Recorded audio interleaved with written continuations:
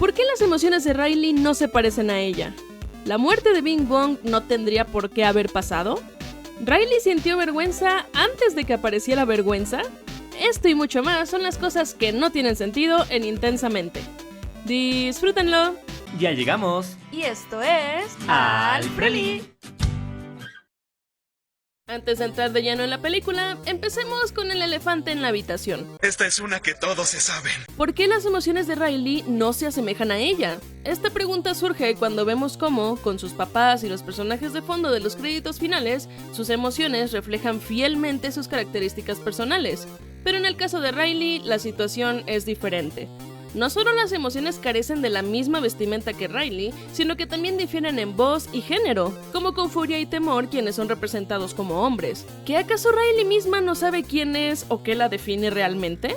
¿Por qué fue Alegría la primera emoción en aparecer en la mente de Riley? A pesar de que los bebés al nacer suelen llorar como primer indicio de vida, no lo hacen necesariamente por alegría, sino más bien por incomodidades que necesitan ser atendidas, pues el llanto es la única forma en la que saben comunicarse. Considerando esto, no tiene sentido que alegría haya aparecido antes que tristeza, incluso con una diferencia mínima de solo 33 segundos. ¿No debería tristeza ser la primera en aparecer, ya que lo primero que hace un bebé al nacer es llorar?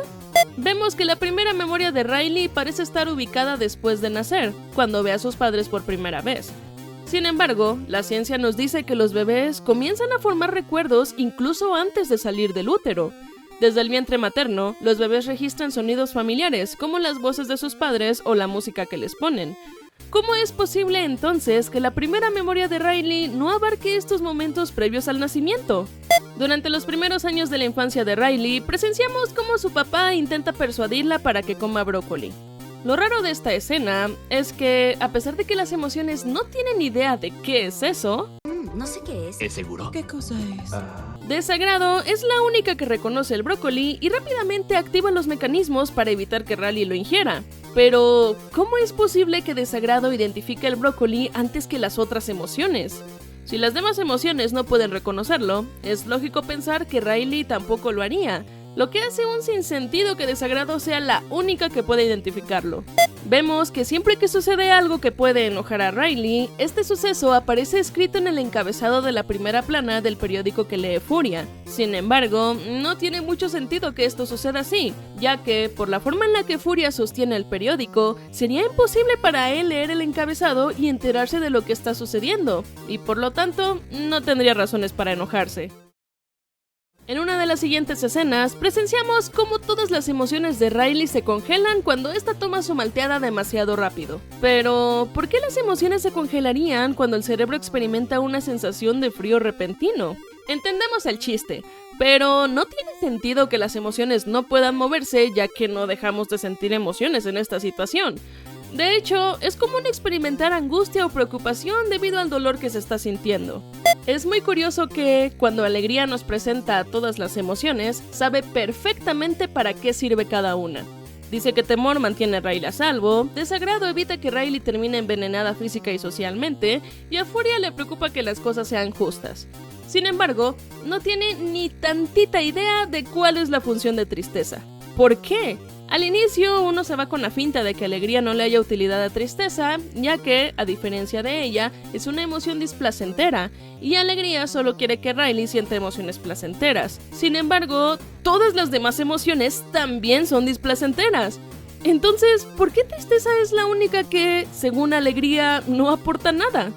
Ya que se hace todo el desmadre y Alegría y Tristeza se van a la caca, mientras recorren los pasillos de la mente de Riley, se encuentra con un par de trabajadores que les muestran que ellos son los responsables de que Riley se la pase cantando la cancioncita del comercial de goma de mascar. Lo interesante de esta parte es que vemos cómo es que lo hacen. Ok, aquí va. ¿Qué? ¿Otra vez? Alegría. Ahí tienes la respuesta para que regresen los pensamientos centrales al cuartel. Tal vez no resuelva todo el problema, pues todavía tienen que regresar ella y Tristeza, pero mínimo ya sería un peso menos. Más tarde en la película, vemos la producción de los novios imaginarios de Riley en Imaginalandia. Sin embargo, aquí sucede una contradicción. ¿Por qué siente asco o alegría al ver al novio imaginario cuando, en teoría, sería algo que le agradaría a Riley? Si alegría siente aversión hacia el novio imaginario, ¿significaría esto que Riley también lo haría? Pues si viera a ese chico en la vida real, Alegría no estaría motivada para impulsar la alegría en Riley, ya que, como vimos, le provoca asco. Entonces, si a Riley no le gusta ese chico, no tiene sentido la creación de novios imaginarios en Imaginalandia. Y si a Riley sí le gusta el chico, entonces no tiene sentido que Alegría no. Después de que alegría y tristeza se pierden en el cerebro, al llegar la hora de dormir, Temor dice: solo porque alegría y tristeza no están, esperan que yo supervise los sueños. Sin embargo, muchas escenas atrás, Alegría había afirmado que era su turno de supervisar el sueño. Me toca supervisar, así que yo enviaré todo a largo plazo. ¡Qué gran día, amigos! Insinuando que cada emoción tiene su momento para hacerlo. Entonces, ¿de qué se está quejando Temor? ¿Que acaso nunca había supervisado un sueño antes? Y si es así, ¿significa que Riley nunca había experimentado pesadillas? Más adelante, presenciamos cómo la isla de la honestidad se desmorona cuando Riley roba la tarjeta de su madre, lo que a su vez causa la caída del tren de pensamientos. Si lo pensamos bien, no tiene sentido que esto haya sucedido. Desde una perspectiva física, podría parecer lógico que la gravedad que derriba la isla también empuje al tren. Sin embargo, recordemos que estas son solo representaciones de la mente, no objetos físicos. No es como que Riley literalmente tenga un tren en la cabeza. Si pasamos esta representación a la vida real, implicaría que Riley dejó de pensar después del incidente. Pero pues no, Riley sigue pensando. ¿Qué pensarían si les digo que uno de los momentos más impactantes y significativos de la peli es un sinsentido? Así es, la muerte de Bing Bong no tiene sentido. ¿Por qué? Pues porque se supone que Bing Bong no pudo salir del basurero de memorias ya que era demasiado pesado para que el cohete los aguantara a él y a Alegría juntos. Pero la cosa es que, cuando Bing Bong se presenta con alegría y tristeza, él menciona que en su mayoría está hecho de algodón de azúcar, un material que no pesa casi nada. Por lo que no tiene sentido que el cohete sí haya podido sacar a Alegría, pero no haya podido con el par de gramos que pesaba Bing Bong. Y ya que andamos en esta escena en la que todos lloramos, hay otro sinsentido en la muerte de Bing Bong. No entiendo por qué Bing Bong se desvaneció casi al momento en el que cayó al basurero, pero su cohete no. Entiendo por qué se desvaneció antes que Alegría, pues se implica que Riley ya llevaba rato sin recordar a su amigo imaginario, y por eso nomás necesitaba un par de segundos en el basurero para irse definitivamente, a diferencia de Alegría, que está presente todos los días de la vida de Riley. Sin embargo, el cohete era de Bing Bong, por lo que sería lógico que si Riley ya no recuerda al elefante, entonces tampoco a su transporte, por lo que de hecho debió de desvanecerse muchísimo antes de que Bing Bong llegara al basurero, pues el cohete cayó varias escenas antes en la película. Algo que no entendí desde el momento en el que vi esta peli por primera vez fue cómo rayos una niña de 11 años pudo haberse escapado a otro estado con tanta facilidad. Entiendo cómo pudo conseguir los boletos, pues los compró en línea. Pero, ¿cómo fue que le permitieron subir sola al autobús? Los trabajadores debieron de haberle cuestionado en dónde estaban sus padres y no permitirle subir hasta ver la autorización de una persona mayor de edad. Y bueno, pon tú que Riley sabe mentir muy bien y libró este filtro.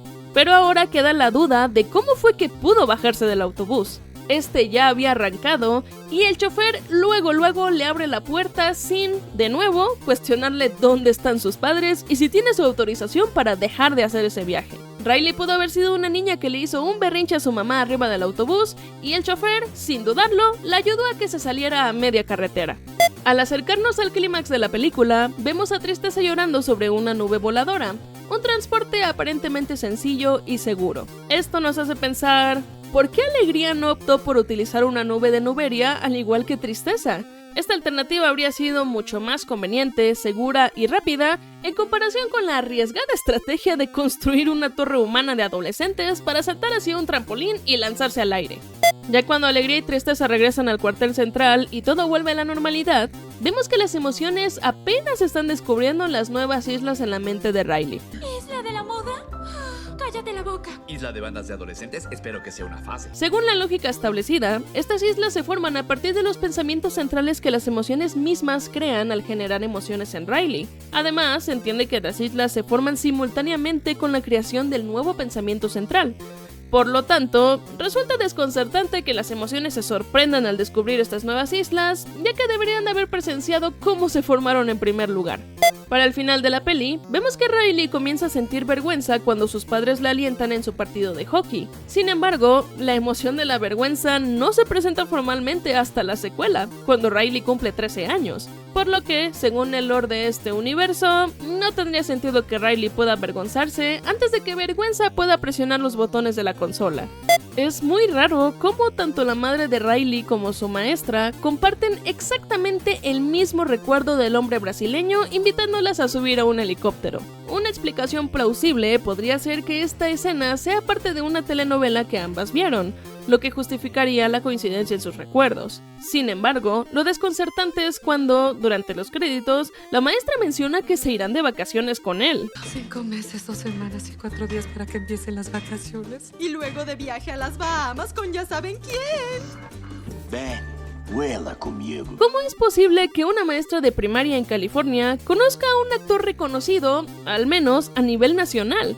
Pues no olvidemos que la maestra vive en California y el recuerdo de la madre de Riley data de antes de que se mudaran a Minnesota. La verdad, no tengo idea de cómo explicar esto.